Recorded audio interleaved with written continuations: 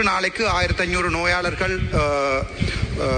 சிகிச்சை பெற்று வெளியேறுகிறார்கள். அங்கே 3 வருடங்களுக்கு முன்னர் 170 சேவையாளர்கள் எதுவித ஒப்பந்த அடிப்படையும் இல்லாமல் வேலைக்கு அமர்த்தப்பட்டிருக்கிறார்கள். அது லேபலோ என்ற அடிப்படையில் அது மிகவும் பாரதூரமான குற்றம். அந்த 170 இளைஞர் யுவதிகளும் என்றாவது ஒரு நாள் தங்களுக்கு வேலை கிடைக்கும் என்ற அடிப்படையில் 3 மாதங்களில் தங்களுக்கு சர்டிபிகேட் தருவதாக அவர்கள் அழைக்கப்பட்டு இப்போது 3 வருடங்கள் கடந்திருக்கிறது.